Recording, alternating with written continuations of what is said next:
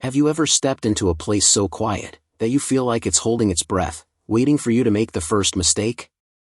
That was the first thought that crossed Erin Caldwell's mind as she stepped out of the charter bus onto the cracked asphalt parking lot of the Merrowcliff Hotel, the old seaside resort her company had chosen for their annual corporate retreat. She didn't say it out loud, of course. Erin was the type to swallow her instincts, especially in front of her coworkers. But the thought stayed with her, heavy and lingering, as if the ocean breeze itself had whispered it. The building loomed above them, 5 stories of pale gray stone and weather-beaten wood, its windows like dark, unblinking eyes staring out at the Atlantic. The salty wind carried the faint cry of gulls, but beneath it there was something else. A hush. A weight in the air that seemed unnatural for a seaside hotel. Erin's colleagues, however, didn't seem to notice. They were laughing, stretching after the 3-hour ride, fumbling with their bags, and making sarcastic jokes about the hotel looking straight out of a Stephen King novel. There were 10 of them in total. Erin, the quiet project manager, always the one to smooth conflicts. Daniel, her boss, mid-40s, perpetually cheerful, trying too hard to be one of the gang. Melissa, loud, sarcastic, fueled by caffeine and disdain for authority.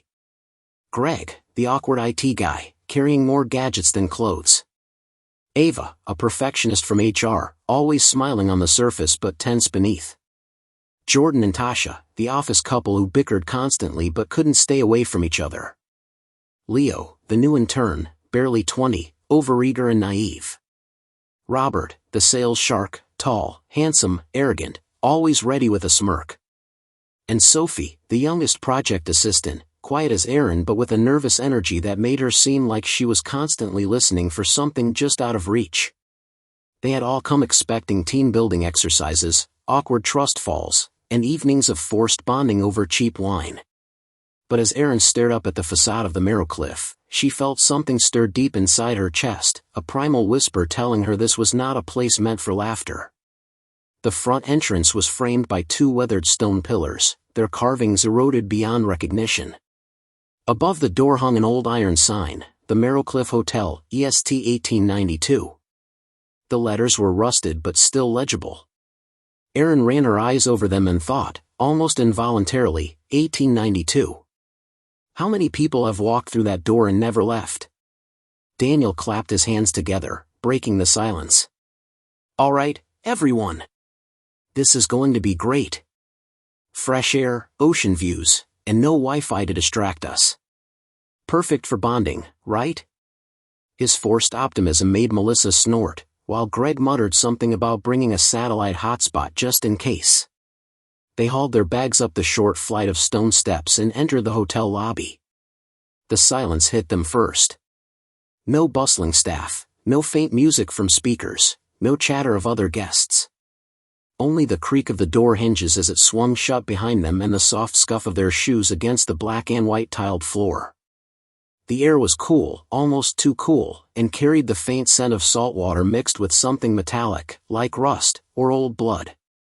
The reception desk stood directly ahead, a grand wooden counter polished to a dull shine. Behind it sat a woman. She was small, with neatly pinned gray hair and a pressed navy uniform that looked decades old. Her hands were folded neatly in her lap, her back impossibly straight. She didn't look up when they entered, but as they approached, she spoke in a voice so low and even it felt rehearsed. Welcome to the Merrowcliff Hotel. Your rooms are ready. Please sign the register. Her tone carried no warmth, no inflection. Just words spoken like a script. Daniel, unfazed, stepped forward and smiled. Thank you. We're the Caldwell and Pierce Consulting Group, booked for the weekend retreat. I'm Daniel. The receptionist raised her eyes at last. They were a pale, washed-out blue, almost colorless, but piercing in a way that made Erin's skin prickle. The woman nodded once, slid a heavy leather-bound book across the counter, and placed a fountain pen beside it. One by one, they signed their names. Erin hesitated, her hand trembling slightly as she wrote Erin Caldwell on the yellowed page. Beneath the fresh ink, she noticed faint indentations from previous signatures, names pressed into the paper so deep they seemed etched in. She could make out some of them: Arthur M., 1937. Clara R., 1951. Jonathan S., 1976. Decades apart, yet the handwriting of each looked strangely similar, as if guided by the same unseen hand. When they finished, Daniel smiled again. "So, do we get keys, or?" The receptionist cut him off, her voice flat. "Your rooms are unlocked. Dinner will be served at 8. Please remain in your rooms until then." The group exchanged puzzled glances. Robert chuckled. "What is this, prison rules? Remain in your rooms? Come on, we're paying guests here." The woman's pale eyes flickered toward him. For a moment, Erin thought she saw a shadow cross the receptionist's face, something dark and hungry, but then it was gone. "Dinner at 8, she repeated. Then, without another word, she lowered her gaze to the ledger, as if they no longer existed. A chill skittered down Erin's spine. They gathered their bags and moved toward the sweeping staircase at the end of the lobby. As they ascended, their footsteps echoed unnaturally loud, each creak of wood resounding as if the hotel itself was listening. The hallway above stretched long and narrow, lit by wall sconces that flickered faintly. The carpet was a faded burgundy, patterned with roses that had long since bled into one another, looking more like stains than flowers. As they passed room after room, Erin noticed something odd. Every door had a brass number plate, but the sequence skipped certain numbers. 104, 105, 107, where was 106? Then later, 112, 114. It was subtle, but unmistakable. "Guess the architect didn't like certain numbers," Greg muttered when Erin mentioned it. "Hotels do that sometimes with 13. Bad luck and all that." But Erin had the sinking feeling it wasn't superstition that had erased those rooms. They eventually found their doors. Erin's was room 210, across from Sophie's.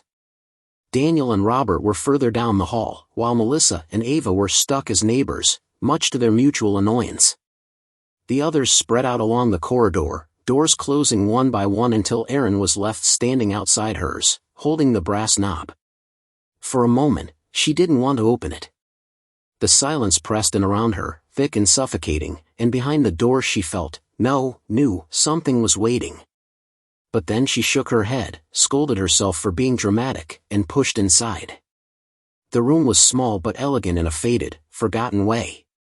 A four-poster bed with moth-eaten curtains dominated the space, the dresser topped with an old oval mirror that had gone slightly cloudy with age. A writing desk sat beneath the window, and when Erin approached, she saw the ocean stretching endlessly beyond the cliff, waves crashing far below. The horizon seemed too close, as if the sea itself was pressing forward, hungry to consume the land. She set her bag down, tried to breathe, tried to dismiss the unease gnawing at her. But when she turned back toward the mirror, her heart froze. For just an instant, no longer than a blink, she saw something behind her reflection. A figure, pale and faceless, standing in the corner near the bed. But when she spun around, the room was empty. The silence deepened. And for the first time since arriving, Erin wished she had never come to the Marrowcliff Hotel at all.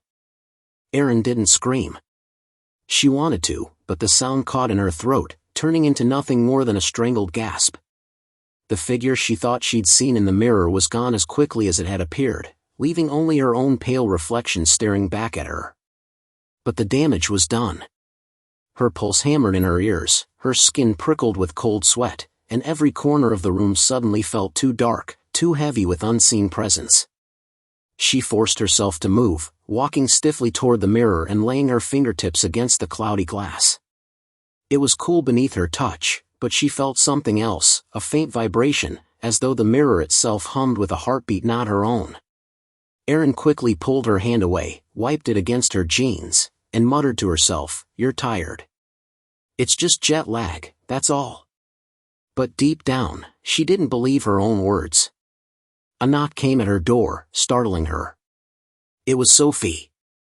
Her timid face peeked in when Erin opened the door, and Erin immediately noticed that Sophie looked just as unsettled as she felt. "Hey," Sophie whispered, glancing down the hallway before stepping inside. You didn't see anything weird in your room, did you? The question made Erin's blood run cold. She hesitated before answering. Why? What did you see? Sophie hugged her arms, shrinking into herself. I don't know. I thought I saw someone standing by the dresser when I came in. But then it was gone. Erin felt her stomach twist. So she hadn't imagined it. Whatever haunted these rooms wasn't just a trick of her nerves. But before she could respond, Daniel's booming voice echoed down the hallway, snapping the moment like brittle glass. Everyone! Dinner in the dining hall. 8 o'clock sharp. The announcement was jarring in its cheerfulness, completely at odds with the suffocating quiet of the hotel. Sophie gave Erin a nervous look, then the two of them left together, heading toward the stairs. The dining hall was massive, its vaulted ceiling supported by heavy wooden beams that were blackened with age. A long table stretched almost the entire length of the room, covered in a pristine white cloth, though faint stains hinted it had been washed again and again to hide something darker. Each place setting gleamed with polished silverware and delicate china, all of it far too fine for such an empty hotel. At the far end of the table sat the receptionist. She was motionless, her hands folded neatly as they had been in the lobby, her pale eyes staring straight ahead at nothing in particular. When the group filed in, she did not rise to greet them, did not even blink. Yet the faintest twitch of her lips suggested she was aware of them all the same. The meal was already served, roasted meat that glistened beneath the dim chandeliers, bowls of vegetables steaming with fragrant herbs, baskets of bread so fresh they seemed to breathe warmth into the air. The group exchanged uneasy glances. Looks amazing, Robert said with a grin, already pulling out a chair. Guess we don't have to worry about starving in this creepy place. Melissa wrinkled her nose. Yeah, but who cooked it? I haven't seen a single person here besides creepy reception lady. Maybe she's a multitasker, Robert quipped. Daniel clapped his hands, desperate to cut through the tension. All right, let's sit down and enjoy. We deserve it after that long ride. Reluctantly, they all took their seats. Erin ended up beside Sophie, who kept glancing at the receptionist down the table as if expecting her to suddenly spring to life. The food was good, too good. Perfectly seasoned, tender, and rich. Erin ate slowly, chewing each bite with suspicion. It didn't taste wrong, but there was something unsettling about how flawless it was. Like a meal prepared with too much precision, too much care. As though it was meant for a purpose other than nourishment. Halfway through, Leo, the intern, broke the silence. So, does anyone else find it weird that we haven't seen any other guests? I mean, this place is huge. And empty. Off-season, Daniel said, though he sounded uncertain. Maybe we're the only booking. Melissa scoffed. Or maybe nobody else wants to stay in a place that looks like it eats people for breakfast. A few people chuckled nervously, but the sound died quickly. The silence returned, heavy and oppressive. Erin noticed something then. The receptionist hadn't touched her food.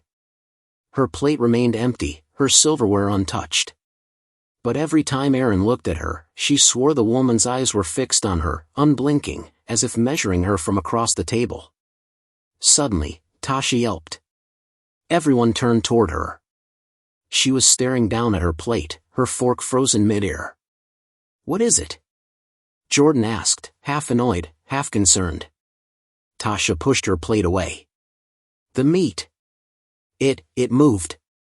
I swear it twitched. The group groaned, some laughing it off, others rolling their eyes. Robert leaned over to inspect her plate and smirked. Looks fine to me. Maybe it's just too rare for you, princess. But Erin leaned in closer. On Tasha's plate, amid the slices of roasted meat, she thought she saw something glisten, a faint ripple, like muscle spasming.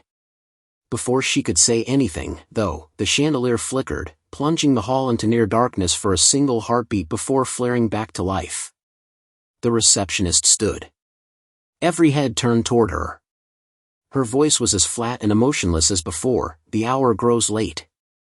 Rest in your rooms. Tomorrow will be important. Without another word, she turned and walked away, disappearing through a side door. The group sat in stunned silence. Daniel cleared his throat. Well, maybe we should follow her advice. Big day tomorrow. Team building and all. Nobody laughed this time. Back in their rooms, the unease grew heavier. Erin lay in bed, staring up at the ceiling, the sound of the waves crashing below the cliffs a dull, relentless roar. She tried to sleep, but each time she closed her eyes, she heard whispers. Not loud, but close. Breathing words against her ear that dissolved as soon as she tried to understand them. At one point, she sat up sharply, convinced someone was in her room. The shadows in the corners seemed thicker, shifting against the walls. The mirror across from the bed caught her reflection, but once again, she thought she saw another figure standing just behind her, still, faceless, patient. A knock at her door made her jump. This time it was Melissa. You awake? Melissa whispered when Erin opened the door. She looked pale, her sarcasm burned out, leaving only nervous energy. Yeah. What's wrong? Melissa glanced down the hallway before stepping inside. I can't sleep. I keep hearing voices. Like, people talking in the rooms next to mine. But when I check, the doors are locked. In Ava's room? She swears she hears footsteps outside her door every few minutes. As if summoned by the mention of her, Ava appeared in the doorway. She looked rattled, her usual composed smile gone. She's right. Someone keeps pacing in front of my room. I tried looking out, but nobody's there. Erin's skin crawled. She pulled the two women into her room and shut the door. The three of them sat together on the bed, whispering frantically like children at a sleepover telling ghost stories, but this was no game. Finally, Melissa muttered, I don't care what Daniel says. Something's wrong with this place. We need to get out of here tomorrow. First thing. Before Erin could agree, a loud crash echoed through the hall, a door slamming so hard the walls trembled. All three of them froze, eyes wide, listening. Then came the unmistakable sound of footsteps. Slow, deliberate, heavy, walking the length of the hallway. They held their breath, waiting for the steps to fade. But instead, they stopped right outside Erin's door. A silence heavier than any they'd felt yet pressed in on them. Then, faintly, came the sound of breathing. Low. Deep. Right on the other side. Sophie's voice suddenly screamed from her room across the hall. The group, still buzzing from the excitement of reaching the resort, began to carry their bags inside. The lobby, though clean and polished, seemed eerily lifeless. Chandeliers hung from the ceiling, but instead of filling the space with warm light, they cast long, wavering shadows that seemed to move even when no one did. The air inside was strangely still, so still that every shuffle of their shoes echoed unnaturally against the marble floor. A large antique clock stood in one corner of the lobby, its hands frozen at exactly midnight, as though time itself had stopped the moment they stepped in. Nobody mentioned it at first, but nearly everyone's eyes darted to it, and the unsettling detail planted itself quietly in the back of their minds. The receptionist, a pale, thin woman with dark hair tied neatly in a bun, remained seated behind the counter, motionless except for her eyes that seemed to follow them. She smiled faintly, but it wasn't a smile of warmth or welcome, it was tight, almost forced, as though she had been holding it for far too long. Her voice, when she finally spoke, was steady but carried a strange weight, almost like it had been drained of emotion. "Welcome to the Seabreeze Hotel," she said softly. "Your rooms are ready. Please sign the register." The group glanced at one another, exchanging subtle looks of unease, but their team leader, Mr. Harris, stepped forward confidently and took the pen. As each of them signed, they noticed that the register already contained hundreds of names, all written in faded ink that looked years, even decades old. Some of the names were smudged, while others appeared scratched out violently, as though someone had tried to erase them from existence. When Emma, the quietest of the group, leaned down to sign her name, she swore she saw one of the older entries shimmer faintly, like the ink itself was alive, crawling across the page. She blinked hard, and it was gone, leaving her hand trembling slightly as she wrote her name. After everyone finished signing, the receptionist handed out their keys, heavy brass ones, each etched with a room number.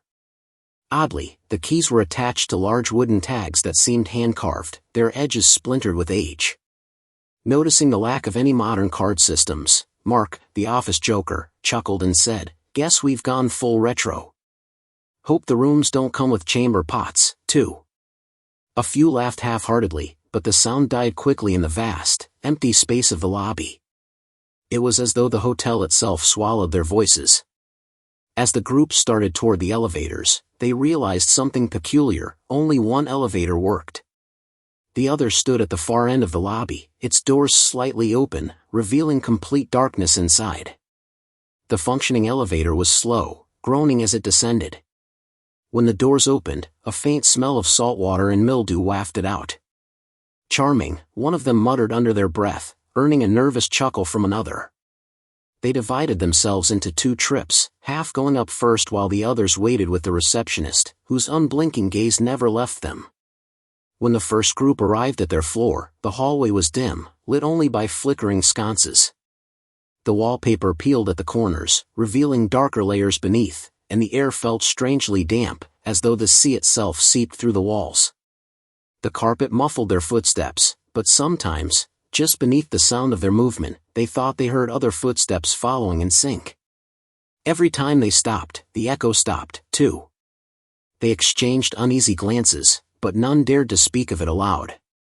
Each room they unlocked looked surprisingly well kept on the surface: crisp white sheets, neatly folded towels, polished furniture. But small details unsettled them: mirrors that seemed to distort their reflections ever so slightly, lamps that flickered without reason, and the faint impression of someone having sat recently at the writing desk in each room. Some of them brushed it off as quirks of an old hotel, but deep down, they all felt the same: something was off. Back in the lobby, the second group waited impatiently. One of them, Jenna, finally asked the receptionist, "Don't you ever leave? I mean, it's pretty late, and you're still here." The woman's expression didn't change, her faint smile locked in place. "I can't leave my post," she replied, her tone quiet but absolute. "Not until everyone has checked in." The way she said it, like it was a vow carved into stone, sent a chill down Jenna's spine. When the second group finally went up, the receptionist's eyes lingered on them longer than necessary, her stare pressing down on them like a weight. By the time they reached their floor, the first group had already begun exploring, poking their heads into one another's rooms, commenting nervously on the eerie atmosphere. But as the last of them settled in, the strange silence of the hotel became more noticeable. No laughter or voices drifted from other guests. No footsteps echoed from above or below. The entire building, massive as it was, seemed inhabited only by them and the receptionist. Then, as if to confirm their deepest suspicions, they began to hear it: faint whispers, curling through the hallway air like smoke. It was impossible to tell where they came from, whether from behind the closed doors of other rooms, or from the walls themselves. At first, they thought it was just their imagination. But when the whispers grew louder, merging into words they couldn't quite decipher, the group fell into uneasy silence. One by one, they realized the same horrifying truth: the hotel was not as empty as it seemed.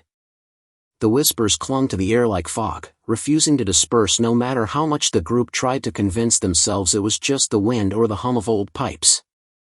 At first, they tried to brush it off. After all, they were here for a company retreat, and letting their imaginations run wild on the first night would only make the rest of the trip unbearable. But the strange thing was that the whispers didn't just fade in and out, they shifted. Sometimes they seemed to be right behind their ears, almost as if someone was leaning close enough to breathe against their necks, murmuring words too low to catch. Other times, the whispers retreated to the far ends of the hallway, bouncing off the walls like echoes in a tunnel, drawing their attention toward locked doors and unlit corners. It was as though the building itself was speaking to them, coaxing, luring, daring them to listen more closely. In one of the rooms, Emma sat at the desk, her fingers hovering above the old typewriter that rested there as though it had been placed for her. It wasn't plugged in, nor did it have any paper in it, but the keys bore smudges as though someone had been pressing them recently. She leaned closer, curiosity overriding her fear for just a moment, and the faintest click echoed under her hand, though she hadn't touched it. Her heart leapt, and she jerked back, staring at the keys. They seemed completely still. When she glanced at the mirror above the desk, she caught sight of her own reflection, but for a split second, she swore another face hovered just behind her shoulder, pale and gaunt, its mouth opening in silent words she couldn't hear. She spun around. The room was empty. The only sound was her own shallow breathing and the faint, ever-present murmur in the walls. Meanwhile, down the hall, Mark and two others tried to laugh the tension away, joking about ghost stories and horror movies. They pushed open the door to one of the unused rooms, their keys fitting even though the receptionist hadn't mentioned these rooms at all. The space inside was darker than their own, with heavy curtains pulled tightly shut, letting in not a sliver of moonlight. As they stepped in, the smell of dampness and something metallic, like rust, or perhaps old blood, hit them immediately. On the dresser, they noticed a collection of personal items, a comb, a small pocket watch, a pair of glasses. They looked old, out of place, as though their owners had stepped out for a moment and would return any second. But what unsettled them most was the bed, its sheets rumpled, an impression still visible on the pillow, as if someone had just risen from it moments before they entered. Mark tried to brush it off with bravado. Maybe they've got squatters. Or maybe the cleaning staff's just lazy. He chuckled, but his laughter faltered when the pocket watch on the dresser ticked. None of them had touched it, and yet the sharp, deliberate sound filled the room. The three exchanged wide-eyed looks, and then, without another word, they backed out and closed the door behind them. The moment the latch clicked, the ticking stopped, plunging the hallway back into silence. In another part of the hotel, Jenna couldn't shake the feeling that someone was following her. Every time she stepped into the hallway, she felt eyes boring into her back. She would turn quickly, but the corridor always stretched on, empty except for the dim sconces and the long shadows they cast. Once, as she hurried toward her room, she noticed that one of the doors, room 309, was slightly ajar. She could have sworn no one had gone inside. She paused, heart racing, her breath catching in her throat. Slowly, the door creaked wider, though no hand pulled it. She stumbled back, nearly tripping over her own feet, and slammed her own door shut behind her. But just as she leaned against it, trying to calm herself, she heard it, the faint sound of breathing on the other side, slow and deliberate, as though something was standing right outside, waiting. Back in the lobby, Mr. Harris decided to confront the receptionist again. He asked if there were other guests, why the hotel was so empty, and whether she could explain the whispers they kept hearing. But the woman's expression didn't change. She merely repeated, "All guests are accounted for. The hotel is never empty." Her words sent a shiver down his spine, because the way she said it wasn't reassuring, it sounded like a warning. When he pressed further, asking about the names in the register and why so many were scratched out, her faint smile wavered just enough for him to notice. For a moment, her eyes seemed distant, almost glassy, like she wasn't looking at him but through him. Then, in a tone colder than before, she said, "The hotel keeps what it is owed. And you have already signed." That night, as the group tried to settle into their rooms, sleep proved impossible. The whispers grew louder, layering over one another until they sounded almost like a chorus. Some swore they heard their own names being called, others thought they heard laughter, and one or two admitted they heard crying. Doors creaked open and shut by themselves, footsteps paced in the hallways, and sometimes, shadows passed under their doors, too many shadows, more than there were people in the hotel. At 3 a.m., Emma woke to find her room colder than ice, her breath visible in the air. She turned toward the mirror again, and this time, there was no mistaking it, dozens of faces pressed against the glass from the other side, their hollow eyes staring at her, their mouths opening and closing in unison. When she screamed, the faces vanished, leaving only her trembling reflection. By dawn, none of them felt rested, and the sunlight streaming through the curtains didn't bring comfort. Instead, the bright light only made the cracks in the hotel more visible, the mold creeping at the edges of the wallpaper, the water stains spreading across the ceiling, the strange marks etched into the floorboards like symbols carved by desperate hands. The group gathered in the lobby, pale and shaken, and agreed that they needed to leave. But when they stepped outside, bags in hand, the world beyond the hotel looked wrong. The ocean was still there, waves crashing against the shore, but the town they had driven through yesterday was gone. No roads, no cars, no people. Only an endless stretch of coastline and the vast, empty sea. When they turned back to the hotel, the receptionist was still at her desk, smiling that same faint, unsettling smile, as if she had been waiting for them all along. The decision to leave the silent hotel was made in frantic whispers and nervous glances. The office group, usually full of confidence during their corporate gatherings, now looked more like lost children clinging to the last scraps of reason. They carried their bags, though none could explain why. It was almost instinctual, as though holding on to their belongings tethered them to the world they knew. When they stepped through the heavy glass doors, the morning air was crisp, the scent of the ocean sharp against their lungs, but something was wrong.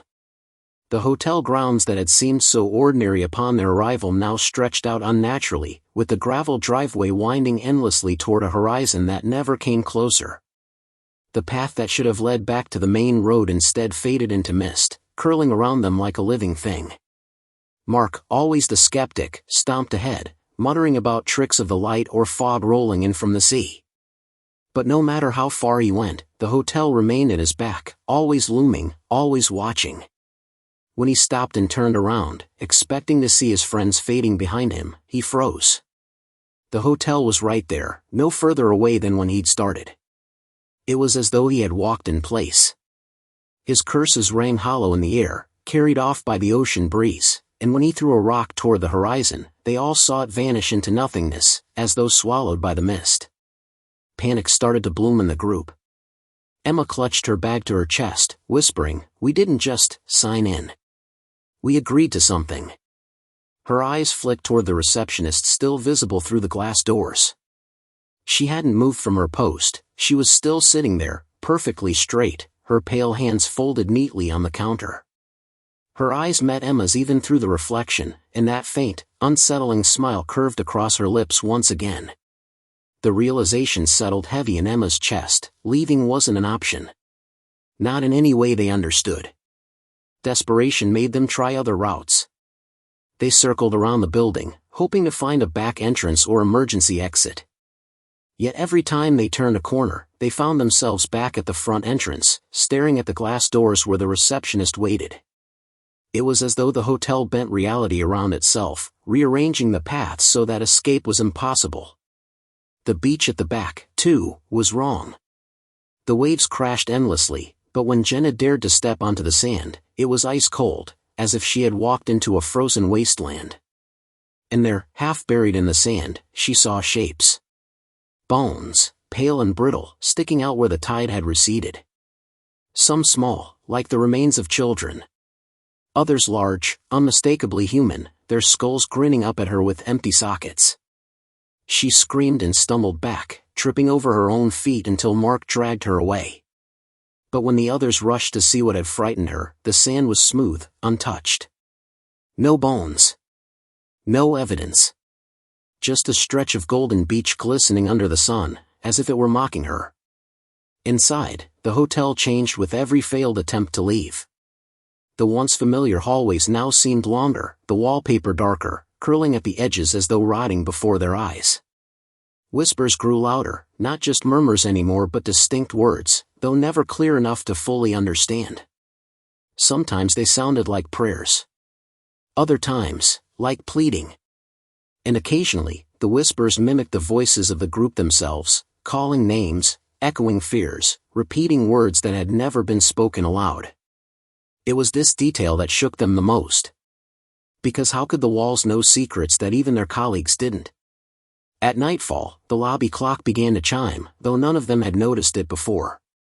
The sound reverberated through the empty halls, each strike heavier than the last, rattling their bones as though it marked something more than just time. 12 slow, hollow gongs. And when the last one faded, the receptionist finally moved. She stood from her chair, her movements stiff, deliberate, as though she hadn't stood in centuries. She smoothed her skirt, turned her gaze to the group gathered in terror near the entrance, and spoke clearly for the first time since their arrival. "You are no longer guests," she said, her voice carrying like a hymn in an empty church. "You are residents." The words broke something inside them. Shouts erupted, protests, pleas, curses, all blending into a frantic storm. Mark grabbed one of the heavy chairs from the lobby and hurled it at the glass doors, but instead of shattering, the glass rippled like water and then smoothed out again, untouched. Emma sank to the floor, her tears staining the wood, whispering, "We shouldn't have stayed. We shouldn't have signed. We shouldn't have slept here." But it was too late. The hotel had them now, and they were beginning to understand. No guest had ever truly checked out. The moment the receptionist's voice faded into the hollow silence, a heaviness settled over the group. It wasn't just dread, it was as though the very air inside the silent hotel thickened, becoming heavier, harder to breathe.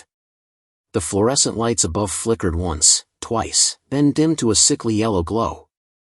Every shadow stretched long and deep, clinging to the corners of the lobby as if alive. The office team huddled together, but there was no comfort in proximity. Each felt isolated in their own gnawing terror, as though the hotel itself was feeding on their separation, amplifying their fears like echoes in a canyon. Mark was the first to break the paralysis.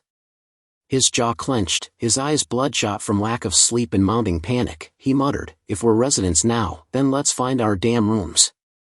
Maybe there's a way out from inside." His logic was thin, desperate, but no one could argue. Standing still only seemed to let the walls press closer, the whispers grow louder. They needed to move, even if movement felt like marching deeper into a trap. They pushed through the lobby and into the hallway leading toward the rooms. The corridor seemed endless, lined with ornate brass numbers fixed to every door. But the numbering didn't make sense. Room 201 was followed by room 305. Then room 112. Some doors had no numbers at all, only faint impressions in the dust where numbers once were. The carpets beneath their feet squished damply, though no water was visible, and the wallpaper peeled in long strips, exposing dark wood that pulsed faintly as though alive. Jenna swore she saw it breathe, but when she blinked, the illusion was gone. Emma, clutching a journal she had taken from the dusty lounge earlier, opened it with trembling hands. The entries were written in a shaky script, dated decades ago, yet the words were chillingly familiar. "We tried to leave. The doors lied. The halls rearranged. The receptionist waits. Do not open the unmarked rooms. They remember us. They want more." Emma's voice cracked as she read it aloud, but the others begged her to stop. Hearing it spoken made the warnings feel too close, as though whoever wrote them still lingered nearby, whispering over her shoulder. Still, curiosity and desperation pushed them forward. They chose a room at random, room 219, the brass plate so tarnished it was barely legible. Mark twisted the knob and pushed it open. The stench of mildew and rot billowed out, gagging them instantly. Inside, the furniture was draped in white sheets stained with brown, as though something had seeped through from beneath. A large mirror stood against the far wall, cracked down the middle, reflecting their figures in jagged halves. But what froze them was the suitcase resting on the bed. It was modern, unmistakably similar to the kind they themselves had brought. Emma whispered, That's the same brand as mine." The suitcase looked worn, its tags faded. When Jenna knelt to inspect it, she saw that the luggage tag had a name scribbled on it, not any of theirs, but one that carried a chilling familiarity. It was the name written in the journal she'd just read. The previous resident. Her stomach flipped, and she scrambled back as though burned. Mark, trying to maintain control, unzipped the case. Inside were clothes, neatly folded. Modern clothes. A jacket, jeans, shoes. But the fabric was stiff, crusted, as though it had been soaked and dried 100 times in seawater. And beneath the clothes was something worse, a photo album. He opened it, and the group crowded around, their breaths catching in unison. The photographs were of them. Not the previous guest, them. Images of their arrival at the hotel, them standing in the lobby, them sitting uneasily in the lounge. Pictures taken from angles none of them remembered anyone standing at. Pictures that should not exist. Panic exploded again, and the group fled the room, slamming the door behind them. The hallway swallowed them, darker now, the whispers rising to a fevered pitch. Some whispers called their names. Others mimicked their voices. But all carried the same message: stay. Stay. Stay. As they stumbled deeper into the labyrinthine corridors, Jenna noticed something worse. Every door they passed now bore their names. Room 314 said Mark. Room 402 said Emma. Room 515 said Jenna. The brass plaques gleamed as though newly engraved, and when Emma reached out to touch hers, the metal was warm, almost pulsing like skin. No, she gasped, yanking her hand back. They've already decided. These are our rooms. We're not guests, we're replacements. Her words were met with silence, broken only by the low hum of the lights above and the relentless whispers threading through the walls. And then, from somewhere down the hall, came a sound that made every hair on their bodies rise. A door creaked open. Slowly. Deliberately. Something had just stepped out to welcome the new residents.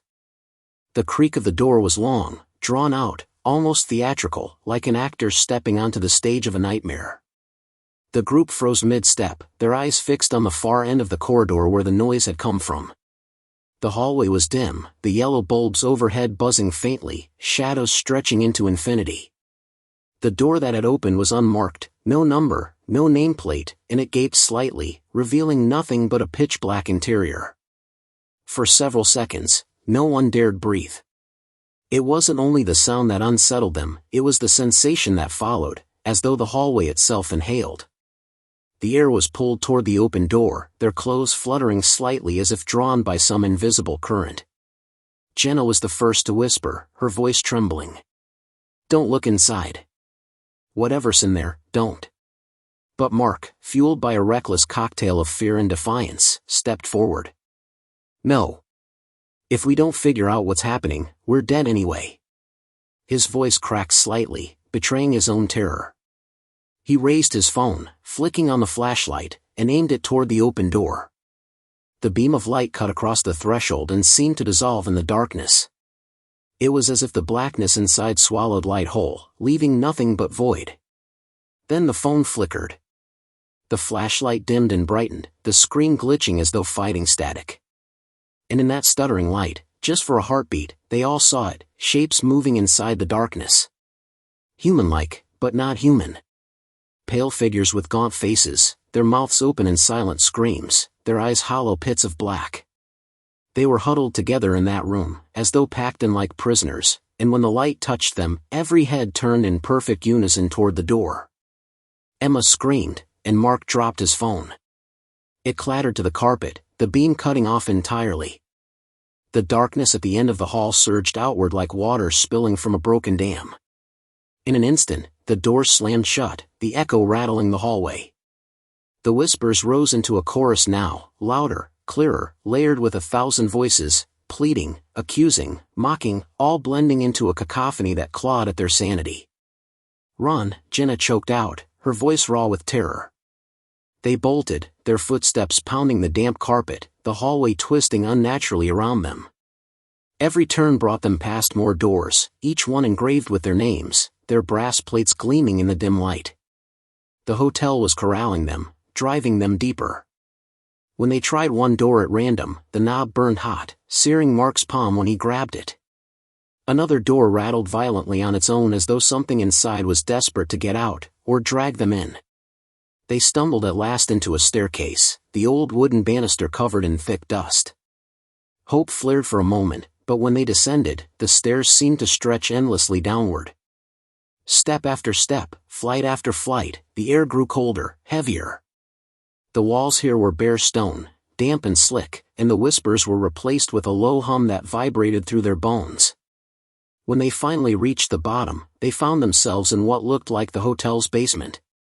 Old boilers lined the walls, their pipes groaning faintly. But in the center of the room stood something that didn't belong to any hotel, an altar of dark stone, stained with what could only be blood. Candles sat melted into jagged pools of wax around it, their flames flickering even though no one had lit them. And on the altar lay a guest book, the same kind they had signed upon arrival. But this one was ancient, its pages yellowed, its leather cover cracked with age. Emma approached it slowly, her breath shallow. She flipped it open, and the group leaned over her shoulder. The first page bore names written in flowing ink, dated over a century ago. Every few pages, new names were added, always grouped in clusters, always with the same note beside them, checked in, resident. As Emma turned the pages, the dates grew closer to the present, the ink fresher. And then they saw it, their own names, written neatly, already in the book. But beside their names was something new. Not resident. Something worse. Offering. A cold silence fell. They stared at the word, the weight of it settling like a noose around their throats.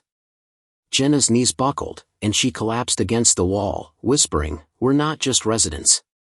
We're part of the ritual. We're the next." Her voice failed, but they all understood.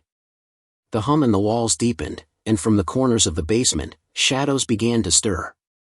They peeled themselves from the stone like oil dripping upward, forming vaguely human silhouettes that reached with long, clawed fingers.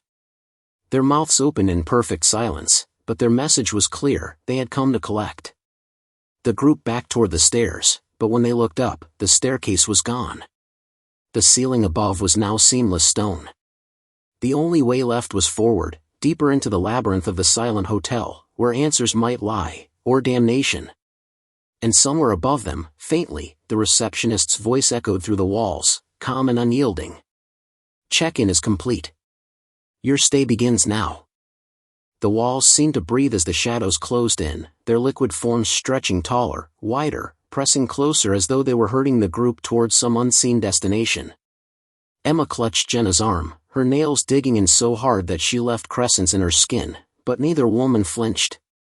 The air was suffocating, thick with the smell of mildew, smoke, and something metallic, blood, faint but undeniable. Mark stumbled backward, nearly tripping over the uneven stones beneath his feet, his voice breaking into a low growl as panic overtook him. "We're not staying here. We're not offerings. There has to be a way out."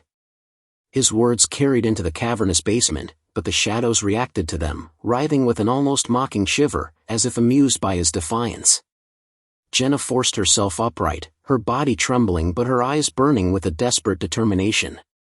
"Don't give them what they want," she whispered fiercely, her voice barely audible against the deep hum that rattled the very marrow of their bones. "If we give in to fear, they win. We're still alive, that's what separates us from them."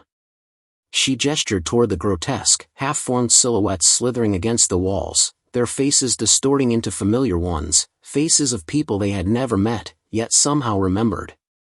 The receptionist's calm, deadpan face flashed among them, then flickered into something skeletal before twisting back into shadow.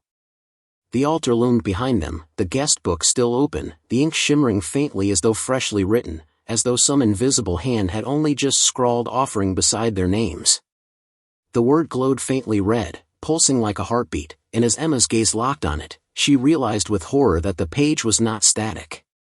Letters bled downward from the word, dripping like fresh ink, and as they pooled at the bottom of the page, they began to form a sentence, jagged and uneven, "The hotel always collects what it is owed." Emma staggered back, her voice cracking. "It's alive. The book, it's writing on its own." Suddenly, the hum crescendoed into a deafening vibration, rattling the pipes, shaking dust loose from the ceiling. One of the ancient boilers hissed violently, steam pouring from its seams, filling the basement with a fog that burned their lungs. Within the haze, the shadows began to gain substance, their limbs sharper, more human, their empty sockets narrowing into eyes that glowed faintly like embers. Their movements were slower now, more deliberate, no longer phantoms but something closer to flesh. "Move!" Mark shouted, grabbing Emma's wrist and yanking her toward a narrow corridor branching off from the basement. It looked like a maintenance tunnel, low-ceilinged, with corroded pipes lining both sides. Without thinking, the others followed, their footsteps slapping against the damp stone as the whispers returned, stronger now, each one brushing against their ears individually, as though the voices had singled them out. Jenna heard her mother's voice, soft and sweet, calling her home. Emma heard a child sobbing, begging her not to leave. Mark heard his own voice screaming at him in rage, echoing words he had shouted in past arguments. Each whisper was personalized, invasive, twisting their memories into weapons. They pressed their hands to their ears, but the voices bypassed flesh and bone, burrowing straight into their minds. The tunnel stretched on longer than it should have, bending sharply until they lost all sense of direction. Behind them, the shadows followed, no longer rushing but pacing, patient predators who knew their prey had no escape. Every flickering bulb overhead sputtered as they passed, leaving them increasingly blind, forcing them to rely on the sound of each other's breathing and the pounding rhythm of their hearts. When the tunnel finally opened into another chamber, the group collapsed inside, gasping for air. The space looked like some kind of underground lounge, tables overturned, chairs broken, a long bar at the far end covered in dust. But the strangest part was the walls. Dozens of framed portraits hung there, each one showing a guest of the hotel, painted in uncanny detail. Some wore clothes from decades ago, others from centuries past, but all shared the same expression: wide, lifeless eyes and stiff, unsmiling mouths. Emma moved closer, her hand trembling as she brushed dust from one of the frames. It showed a man in a suit from the 1920s, his face gaunt, his expression empty. The nameplate beneath it read, "Arthur Keene, Offering." Another frame bore a woman in a floral dress from the 1950s, her eyes glassy, her fingers clutching a rosary. "Margaret Haynes, Offering." Jenna scanned the walls frantically, her stomach twisting with dread, until her breath caught in her throat. On the far side of the room, 3 frames stood blank, their canvases pure white, the paint unfinished. Beneath them, the nameplates gleamed freshly polished: Emma Clark, Jenna Ruiz, Mark Hanlon. The realization hit like a physical blow. The paintings weren't static relics, they were waiting, hungry to be filled. The hotel was preparing their portraits, etching their fate into permanence. The frames pulsed faintly, as if alive, as if the canvas itself could feel them watching. Mark slammed his fist into the nearest table, splintering the rotting wood. "No! They can't just decide this. We're not theirs." His voice echoed hollowly, swallowed quickly by the room. But almost instantly, the portraits reacted. The blank canvases began to blur, faint outlines taking shape, strokes of color bleeding through like blood seeping into fabric. Emma's hair appeared first on one canvas, painted in streaks of muted brown. On another, Jenna's eyes took form, wide and terrified. On the third, Mark's clenched jaw was already rendered, eerily perfect. Emma staggered back, her scream ripping from her throat. "It's painting us alive." The candles on the bar flared to life, their flames green and sickly, casting grotesque shadows across the lounge. The portraits were finishing themselves, brushstrokes appearing out of nowhere, an unseen artist working feverishly, determined to immortalize them. And from the corridor behind, the shadows crept closer, no longer rushing, only waiting, guarding, ensuring that the 3 offerings would remain in place until the paintings were complete. Mark grabbed a chair and hurled it at the nearest portrait, the sound of splintering wood and shattering glass exploding through the chamber. The canvas tore down the middle, the frame clattering to the ground in pieces. For a fleeting second, hope flickered in his chest, until the ruined portrait began to writhe. The shredded canvas oozed a thick, black liquid, like tar or decayed blood, dripping onto the floor and spreading outward in wriggling veins.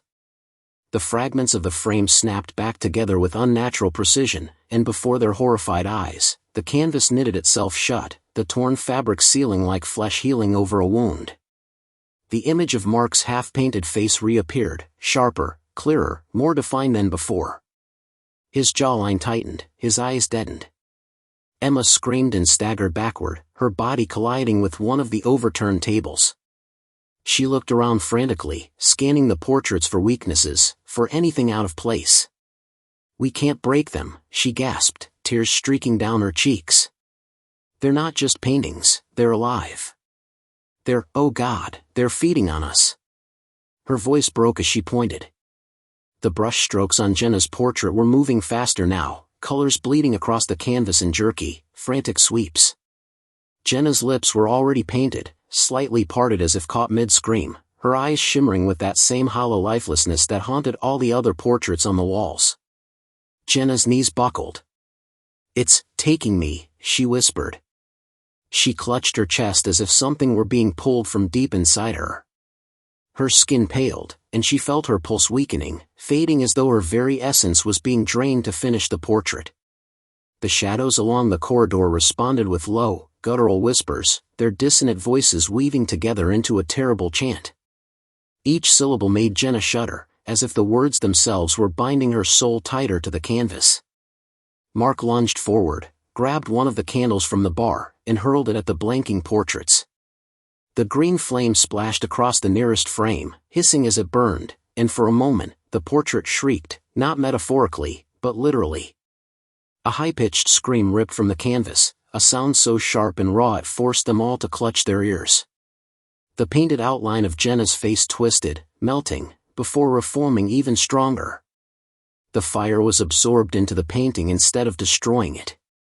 Now the strokes of Jenna's hair gleamed faintly with an unnatural shine, as though fire itself had been woven into her likeness. Emma choked on her sobs, shaking her head violently. "It doesn't destroy them, it completes them." Her voice cracked. "Every time we fight back, it makes them stronger." The revelation left a suffocating silence in the chamber, broken only by the slow, relentless scratching sound of invisible brushes continuing their work. Emma turned toward the far corner of the lounge where a locked cabinet stood, its glass door fogged with dust. Something about it tugged at her instincts, the way it seemed untouched while everything else had decayed. With trembling hands, she stumbled toward it, ignoring the voices screaming in her head. She yanked on the rusted handle, but it wouldn't budge. "Mark, help me," she cried, desperation giving her voice a shrill edge. He joined her, both of them pulling until the lock snapped with a screech of breaking metal. Inside, the cabinet wasn't filled with liquor bottles as one might expect, but with more journals, stacks of them, bound in cracked leather and covered in mold. Emma grabbed the nearest one and flipped it open, her breath catching as she scanned the faded ink. The handwriting was frantic, scrawled, written as though the author had been racing against time. "The portraits cannot be destroyed. They are not art, but cages. To sever the bond, you must break the painter's hand. Find the brush. Find the one who paints." Emma's voice trembled as she read the words aloud. "There's someone, or something, painting us. That's what we have to stop." The three of them froze, realization crashing down in unison. The portraits weren't self-made. An unseen artist, perhaps the very spirit that bound the hotel, was crafting them stroke by stroke, tethering their souls into eternal captivity. As if to confirm their fear, a sound filled the lounge. It wasn't the whisper of shadows or the hiss of steam this time, it was the slow, deliberate scrape of bristles against canvas, echoing from somewhere deeper within the hotel. Each stroke sent a vibration through the walls, through their bones, as though the very structure of the building pulsed in rhythm with the unseen brush. The three exchanged terrified glances. For the first time, Mark's bravado faltered, his eyes wide with raw panic. "Then we have to find it. Now. Before the paintings are finished." But even as he spoke, Emma's portrait sharpened further, her eyes already half dead, her mouth painted with a faint, sorrowful curve. Jenna's hair was nearly complete, each strand captured in flawless detail. And Mark's likeness now bore not just his features, but the faint shadow of his clenched fist, forever frozen in defiance. The hotel had already decided their fate, and the unseen artist was nearly finished with his work. The sound of the unseen brush lingered in the air, each stroke deliberate, echoing through the hotel like a heartbeat. It was slow, steady, unhurried, mocking in its patience, as though the painter knew its work was inevitable. Emma clutched the journal tighter, her knuckles white against the cracked leather, and looked at the others. Her chest rose and fell in shallow breaths, her voice dropping to a whisper. "It's close. I can hear it." Jenna leaned against the wall, trembling, her eyes darting toward her half-finished portrait as though it might spring to life at any moment. "If it finishes me," she said, her voice barely audible, "I'll be gone." My soul will be in that thing forever. Her words were not a plea but a statement, spoken with a hollow acceptance that made Emma's stomach turn. Mark swore under his breath, his usual confidence cracking like glass under pressure. He wiped the sweat from his forehead with the back of his hand and gestured toward the double doors at the far end of the lounge. Beyond them stretched a long hallway, cloaked in darkness except for the faint glow of wall lamps sputtering as if struggling to stay alive. The brush strokes seemed to bleed out from that direction, pulling them forward like a magnetic force. They moved together, their footsteps muffled on the threadbare carpet. Every few steps, they stopped to listen. The sound of the brush was steady, always ahead, leading them deeper into the maze of the silent hotel. The corridors narrowed as they went, the air becoming colder, heavy with the scent of dampness and decay. The once polished wallpaper peeled in long strips, revealing dark wood beneath that seemed to pulse faintly, as though the building itself had veins. Jenna clutched Emma's arm suddenly, freezing mid-step. "Did you hear that?" she whispered. At first, there was nothing but the steady rhythm of the unseen painter. Then, faintly, another sound joined it, breathing. Heavy, labored, uneven. It didn't come from behind them or from ahead. It came from the walls themselves, as if the hotel were alive and listening. Emma's throat tightened. She leaned close to Mark, whispering sharply, "Don't stop. If we stop, it wins." They pressed forward, hearts pounding. As they walked, doors appeared along the corridor, each slightly ajar. Mark peeked into one, and his face went pale. Inside, instead of furniture, the walls were lined with more portraits, unfinished, their subjects twisted into grotesque shapes. Some showed faces distorted mid-scream, others bodies frozen in positions of terror, half-painted and dripping as if caught mid-transformation. The smell of turpentine and decay clung to the air, thick enough to choke. "Close it," Emma whispered. Mark obeyed, slamming the door shut with trembling hands. But the image was burned into all of their minds, proof that countless others had been claimed before them. The sound of the brush grew louder as they turned a corner, and there it was, a stairwell, descending into darkness. The strokes seemed to echo from below, each one reverberating like a hammer against their skulls. The three exchanged a look of grim understanding. This was where the painter worked. Jenna shook her head violently, her eyes wide with terror. "No, I can't go down there. Whatever's down there is waiting for us." Emma gripped her shoulders, forcing her to meet her gaze. "If we don't, you'll be gone before dawn. Do you want to be trapped in that portrait forever? Do you want to be erased?" Her voice was fierce, but beneath it, fear trembled like a taut wire ready to snap. Mark didn't wait for an answer. He gritted his teeth and started down the stairs, muttering, "Better to face it than wait to die up here." His footsteps echoed against the stone, the sound swallowed almost immediately by the oppressive darkness below. Emma followed, pulling Jenna along despite her resistance. The stairwell twisted downward endlessly, each turn colder and damper than the last. The walls here were rough stone, slick with condensation, as though they had left the realm of the hotel entirely and entered something older, something buried. The air smelled of mold, iron, and the faint metallic tang of blood. Finally, the stairs opened into a vast chamber lit by dozens of candles placed in uneven circles across the floor. Shadows danced along the walls, flickering over hundreds of canvases propped against the stone. Some were blank, others half-finished, and still others complete, portraits of people they didn't know, eyes staring blankly outward, frozen forever in painted silence. At the far end of the chamber sat the painter. It wasn't a person, not entirely. Its shape was vaguely human, hunched over a canvas, its body wrapped in tattered robes soaked in black stains. Its face was hidden beneath a hood, but its hands, if they could be called hands, were long and twisted, more like the brittle sticks of a brush than flesh. In one, it held a brush made from something grotesque. The handle looked like carved bone, and the bristles shimmered wet, glistening as though dipped not in paint, but in blood. With each stroke, the brush seemed to draw from the air itself, pulling color and life straight out of the space around them. Emma staggered as her chest constricted, realizing the strokes were siphoning pieces of her being. Mark clenched his fists. "That's it. That's the bastard. If we destroy the brush. The painter stopped. Slowly, its head turned, and though its face was obscured by the hood, they felt its gaze pierce straight through their souls. Then it spoke, its voice low, rasping, yet carrying the weight of countless stolen lives. You cannot break what is eternal. You are not the first to resist. You will not be the last. Emma's breath caught. The words weren't just spoken, they were painted across the canvas in front of it, appearing in thick black strokes as the brush moved, as though reality itself was inked by its hand. In the portrait it worked on now, Emma's heart froze. It was hers. Her face nearly complete, her eyes hollow, her smile wrong. And the final strokes were being painted right before her eyes. The chamber seemed to throb with a terrible pulse, each flicker of candlelight bending as if drawn toward the hooded figure. Emma's knees nearly buckled when she saw her own unfinished likeness glaring back at her from the canvas. Her hair, her face, the slope of her shoulders, all were captured with disturbing accuracy, but the eyes weren't hers.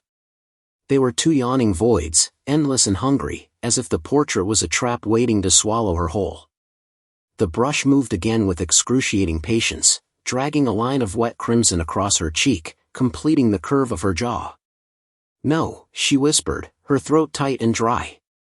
You're not taking me. Mark took a step forward, his fists clenched.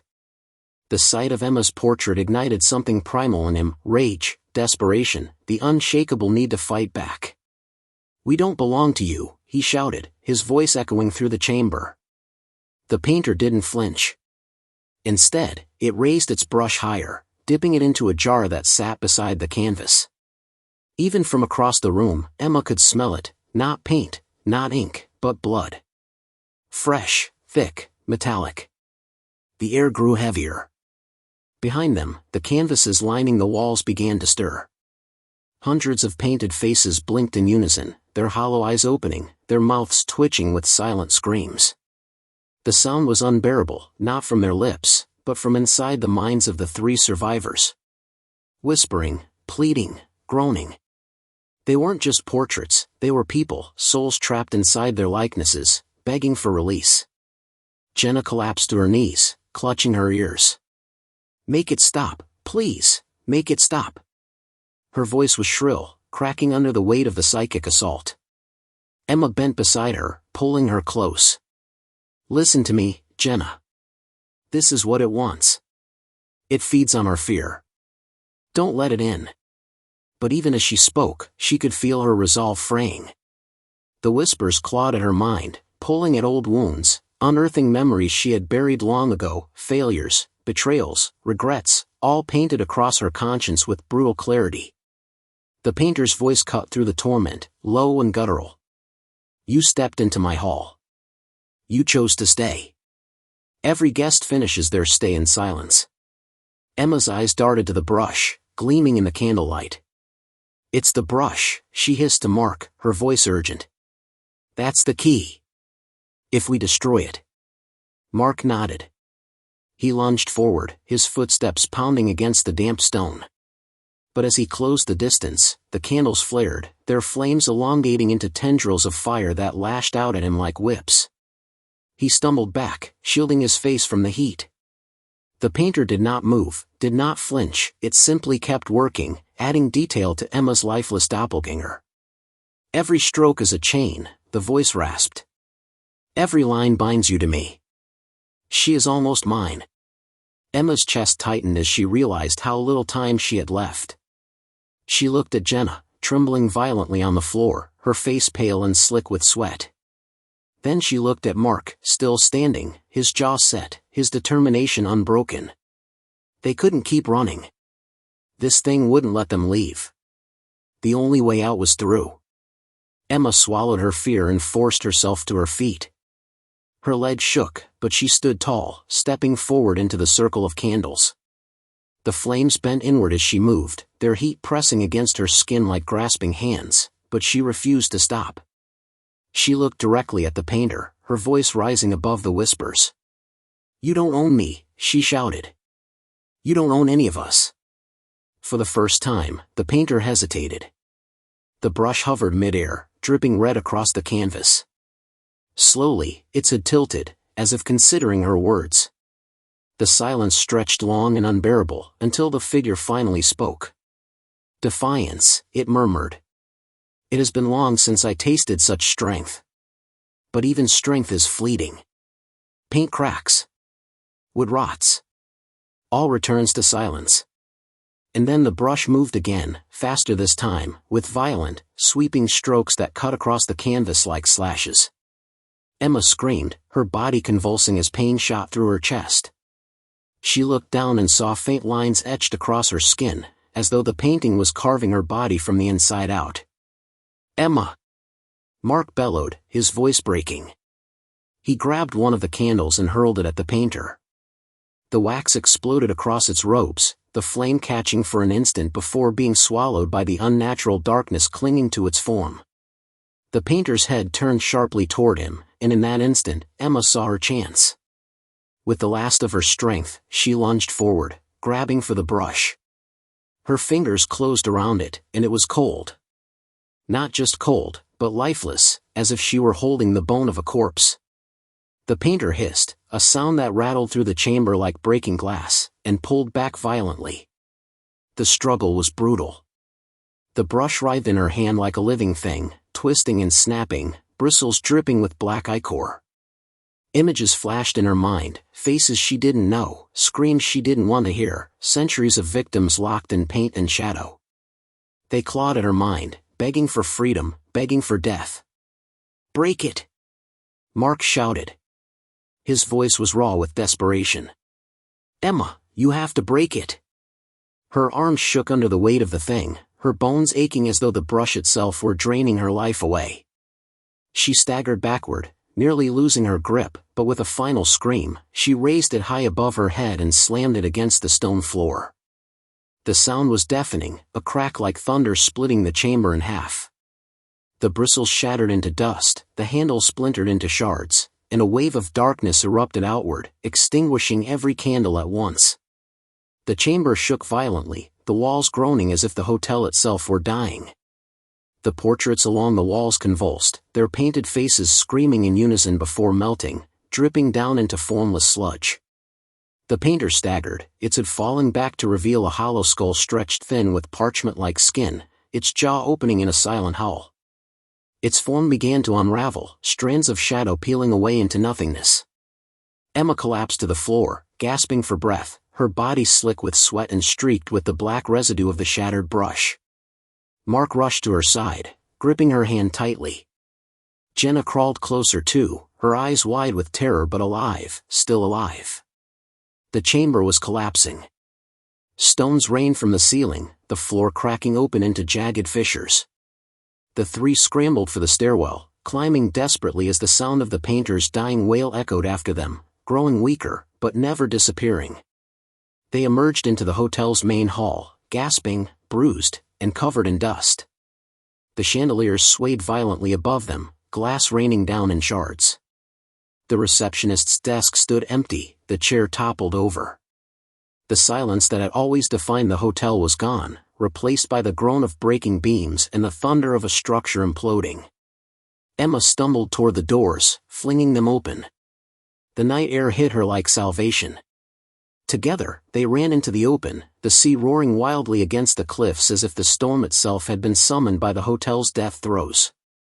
Behind them, the silent hotel shuddered, its windows glowing with an eerie light one final time before the entire structure collapsed inward, crumbling into dust and vanishing into the cliffside, as though it had never existed at all. The sea was restless, thrashing against the jagged cliffs with a violence that seemed unnatural, as if it, too, had borne witness to the destruction of the silent hotel. Emma stood at the edge of the sand, her clothes plastered to her body by sweat and salt spray, her breath uneven as she tried to steady herself. Mark's arm was wrapped tightly around her shoulders, but she barely felt it. Her gaze was locked on the cliffside, where the hotel had been only moments before. Now, there was nothing but bare stone.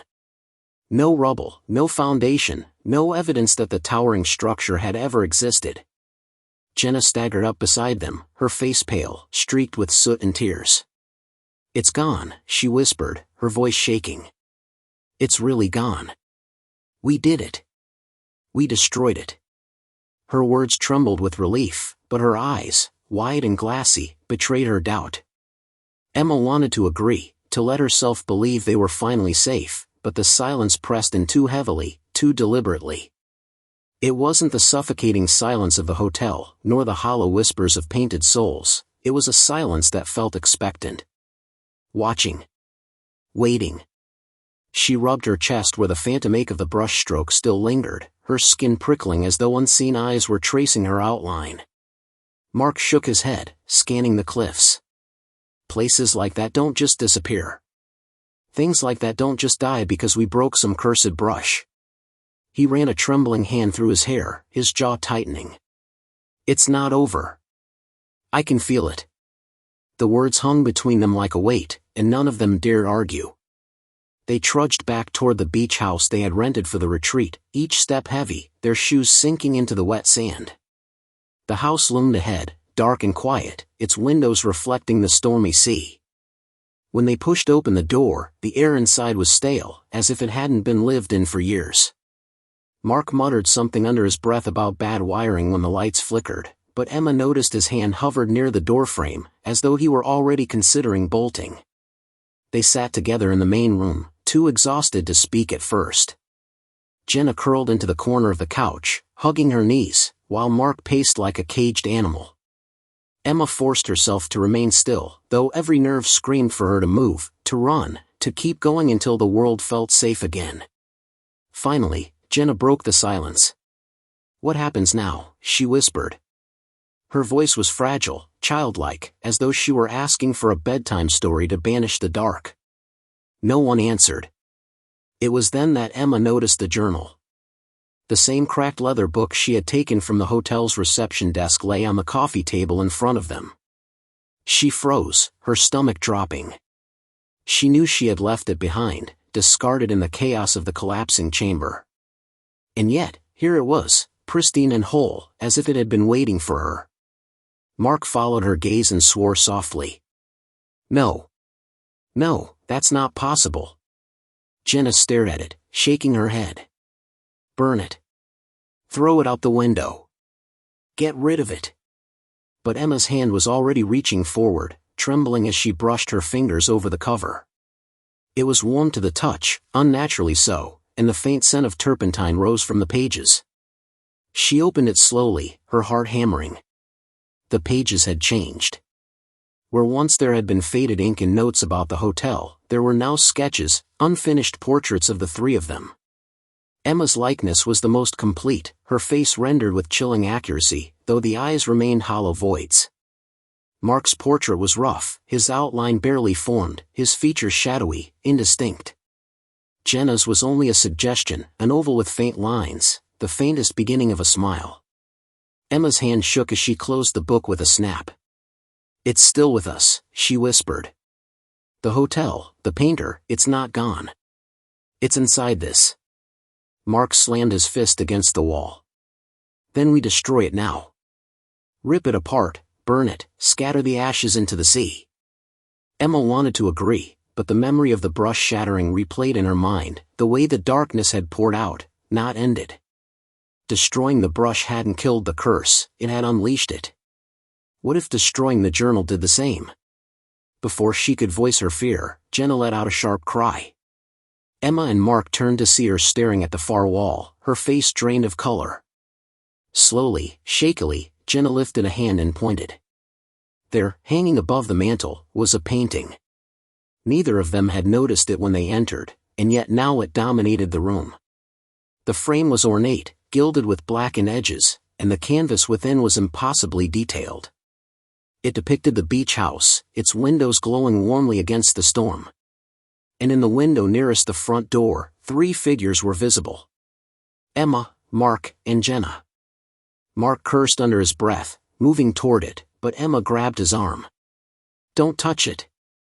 The painting shimmered, the candlelight flickering across its surface as though it were alive. Emma's chest constricted. The silent hotel hadn't been destroyed at all. It had followed them, not in brick and stone, but in brush and canvas. It wasn't a place. It was a presence. And now it had made their safe haven part of its gallery. Jenna's voice broke the silence, brittle and terrified. "We never left. We think we escaped, but we're still in it. We're still in the hotel." The words settled over them like a shroud. Emma looked again at the painting, and for the briefest moment, the figures inside turned their heads, mirroring the three of them in real time. And then the lights in the house flickered, and the sound returned. That steady, deliberate brush stroke. Not outside. Not in the distance.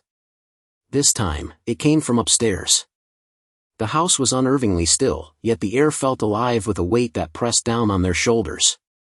Emma, Mark, and Jenna stared at the painting on the wall, their reflections trapped in its oil-painted glass as if mocking them.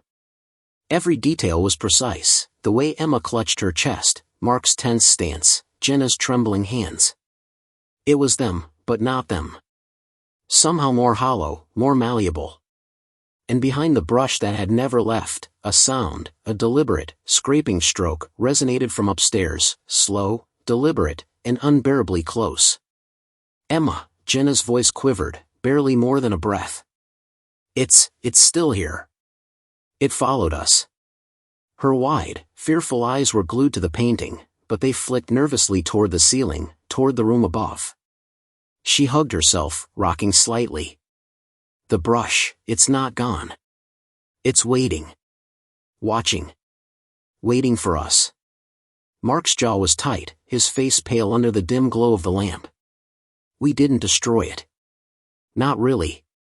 We destroyed the brush in the hotel, but the hotel itself, this painting, it's part of it. It's alive." He swallowed hard, gripping the edge of the table. "It doesn't just exist in brick and stone. It exists in us. It's feeding off our fear, our attention. We brought it with us." Emma's stomach knotted. She could feel it, an icy thread running through her chest and down her spine. The faint, metallic tang of the brush, the same smell that had clung to the silent hotel, lingered in the room. It was subtle, yet unmistakable. Every instinct screamed at her to run, yet every instinct also warned that the house was now a part of the hotel's labyrinth, and escape was no longer a guarantee. The sound of the brush stroke grew louder, moving deliberately along the floorboards upstairs. Each scraping motion reverberated through the wooden beams, shaking the floor under their feet. It was methodical, patient, an unrelenting cadence, like a heartbeat. Emma's eyes darted toward the staircase. Every step that led upstairs felt both terrifying and inevitable, the knowledge that what awaited them could end them, or worse, rooting them to the spot. "We have to confront it," Emma said, her voice trembling but firm. "If we run, it wins. We can't let it continue, feeding, painting, trapping anyone else. We have to end this, completely." Jenna shook her head violently. "No. I'm not going upstairs. That's where it's alive. Upstairs is where it waits for us." Her knees buckled, and she sank to the floor, curling into herself. "I don't want to be in the painting. I don't want to." Mark knelt beside her, gripping her shoulder. "You won't be if we face it together. You don't have a choice. It won't stop unless we do something now. We're not leaving until we confront the source. Upstairs. That's where it all started, and that's where it ends." The three exchanged terrified glances. The brushstrokes above became sharper, faster, slicing the silence into thin, jagged lines that made their skin crawl. A low rasping sound joined it, like the painter was speaking directly into their skulls, words unintelligible but heavy with intent, heavy with malice. The air thickened, pressing against their lungs, making each breath a labor. Emma led the way, her hands trembling as she gripped the banister. Every step toward the top of the staircase was agony. The house seemed to stretch, elongate unnaturally, the shadows shifting to follow them. The faint, rhythmic scraping of the brush moved in tandem with their ascent, stopping briefly as if to taunt them, then resuming with renewed intensity. When they reached the landing, the hallway stretched impossibly long, doors appearing that hadn't existed before. The walls, normally painted a soft beige, were now streaked with dark, almost wet-looking lines that pulsed faintly, like veins. Whispers began to echo through the corridor, indistinct, overlapping, voices of past victims trapped by the hotel's curse. They begged, threatened, screamed, and each voice seemed to come from inside the group's own minds, feeding their fear. Emma gritted her teeth. Ignore them. They want us to panic. We control our minds, then maybe it loses power. They approached the last door at the end of the hall. It was heavier than any ordinary door, blackened, warped, and inscribed with symbols that seemed to crawl across the surface. The scraping sound was now deafening, coming from behind the door. The air in front of it shimmered slightly, like heat waves over asphalt, and Emma realized with horror that the distortions in the air formed shapes, faces, hands, mouths opening in silent screams, all begging for freedom. This is it, Mark whispered. Whatever is inside, that's the brush. That's the painter. It's waiting for us. Jenna whined and shook her head violently. We can't. I can't. Emma grabbed her arm firmly. You have to. If we don't, we die here. Or worse, we join them. Forever. With a deep breath, Emma turned the knob. The door resisted at first, groaning, as though the house itself were trying to keep them out. Slowly, agonizingly, it swung open, revealing a room shrouded in shadows. In the center sat a single easel, holding a canvas that seemed to shimmer and pulse. The brush hovered above it, suspended in midair as though drawn by an invisible hand. Its bristles glistened with an unnatural black sheen, thick and viscous, almost alive. And behind the easel, the painter waited. Its hooded form unmoving, yet every sense screamed that it was alive, aware, and hungrier than ever. Welcome, the voice rasped, echoing across the chamber. You have returned. You brought your fear with you. Good. It will taste so much sweeter now. Emma stepped forward, her hands shaking. We're ending this. Tonight. No more victims. No more painting. The painter's head tilted slightly. You misunderstand. I do not end. I simply wait. And paint. And collect. You are already here. Already, part of the gallery. Its voice was soft now, almost hypnotic, and Emma felt her knees weaken under the pull of its words. Mark grabbed a candlestick from the floor, holding it as a makeshift weapon. We end it together, he growled. Whatever you are, you die tonight. The brush began to move on its own, writing strokes in the air before hitting the canvas with a sickening splash.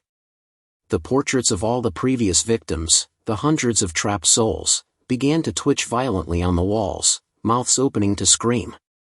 Their voices joined in a chorus, overwhelming and horrifying, yet somehow guiding Emma's mind toward understanding.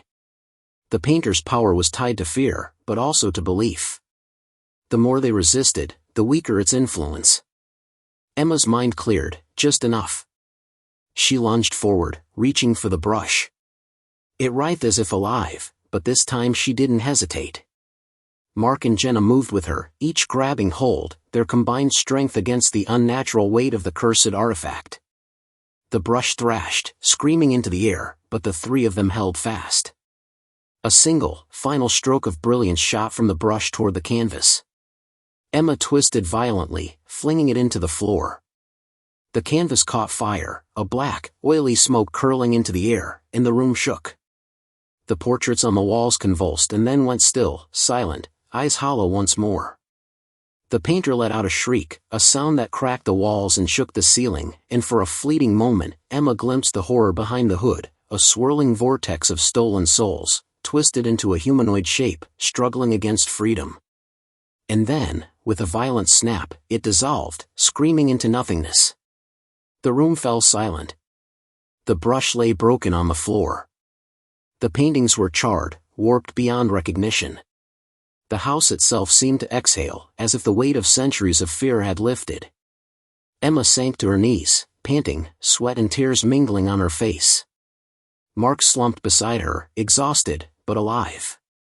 Jenna collapsed as well, shivering, clutching them both as though grounding herself in reality. For the first time, the three of them allowed themselves to believe they had survived. But deep in the air, Emma could still feel it, a faint, lingering pulse where the brush once had been. The silent hotel wasn't gone entirely. It had been defeated, yes, but its hunger, its presence, would always linger. And somewhere, in some other empty room, waiting for the next curious visitor, the brush still trembled. The morning light filtered weakly through the grimy windows, painting the abandoned lobby with a pale, tremulous glow. Emma's legs trembled as she rose to her feet, every muscle stiff from the previous night's ordeal. Mark and Jenna were beside her, their faces pale, eyes hollow with the exhaustion and terror they had endured. For a brief moment, the hotel seemed almost normal. The shadows no longer writhed across the walls, the air had lost its suffocating weight, and the faint metallic scent that had haunted every room seemed to have dissipated. Yet, as they approached the front doors, the unease returned in full force. Every instinct screamed that leaving was not going to be simple. The doors, once so welcoming, now seemed taller, stretching toward the ceiling, the heavy wooden panels warped as though alive. Emma's hand hesitated on the handle, a shiver running down her spine. It was as if the hotel were watching, aware of their every movement, calculating their fear, gauging their resolve. "We can't stop now," Mark whispered, voice tight. "We made it this far. Whatever it is, it's done with us. I think." Jenna's lips quivered. "I don't trust it. Nothing in this place is real. Nothing. It changes. It adapts. You saw it last night." Her eyes darted around, following the faint shifts and shadows along the walls. "I don't care what happens, we leave, or we die trying." Emma nodded, gripping her friend's hands. Together, they pushed open the doors and stepped out into the courtyard. The air was crisp, filled with the scent of the sea, and the morning sun tried to pierce the lingering mist. It should have been liberating. But the courtyard was not empty. The shadows were there.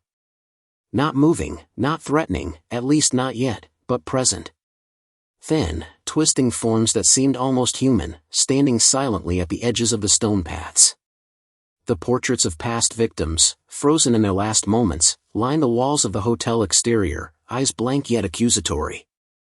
Each one seemed to whisper their suffering, a low murmur at the edge of hearing that sent chills crawling down their spines. Emma's pulse quickened. "It's not over," she said. Her voice was a whisper, but it carried a weight of truth they all felt. The hotel had allowed them a moment's respite, but it was still hungry, still waiting to claim what it could. Mark stepped forward, scanning the horizon. The road that led away from the hotel wound along cliffs and forested paths, twisting impossibly, as if the landscape itself had been reshaped. Where they expected familiar terrain, the path seemed to stretch unnaturally, the edges blurring, the shadows stretching in ways that defied logic. Every step toward escape felt heavier, as if the hotel resisted their departure. Jenna tripped over a root, her scream tearing through the mist. Emma and Mark rushed to her side. As she rose, trembling, they saw it, a figure in the distance, partially obscured by fog. Hooded, silent, watching them. The painter, or what remained of it, loomed at the edge of perception, its form shimmering and unstable, as though it were made of smoke and shadow. "You cannot leave," the rasping voice echoed, not in the air, but in their minds.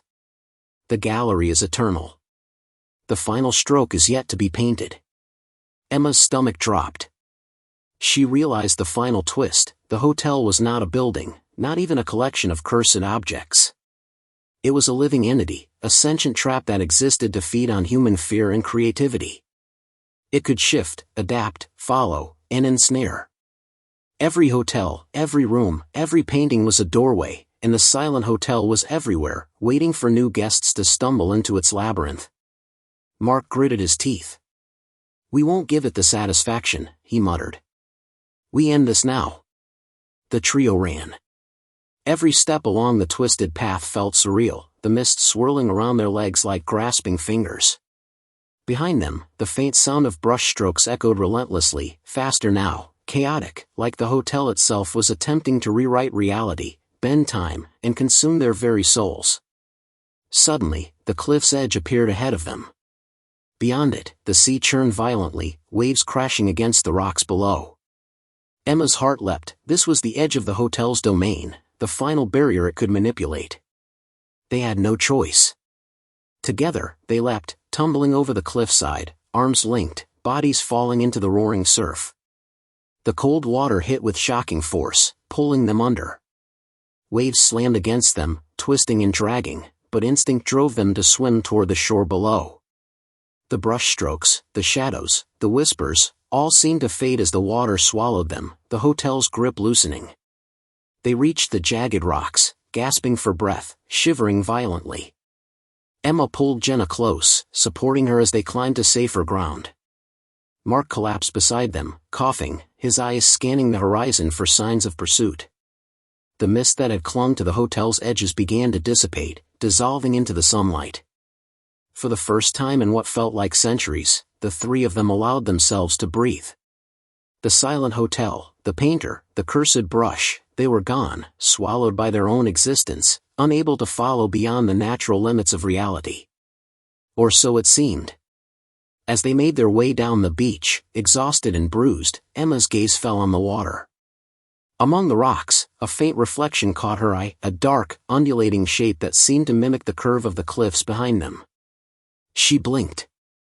It vanished. Jenna shivered. "Do you think it's really over?" Emma didn't answer. She couldn't shake the feeling that somewhere, in some distant hotel, in some waiting room, the brush would wait again, patient, eternal. And that perhaps they had merely been lucky, or clever. That the silent hotel would exist again, in another place, with new guests, new fears, and a new final stroke waiting to be drawn. Mark glanced back one last time. The horizon was calm, the sun rising over the sea, painting the sky in gold and crimson. "We survived," he said quietly. Emma nodded, though the ache in her chest refused to fade. "We survived, for now."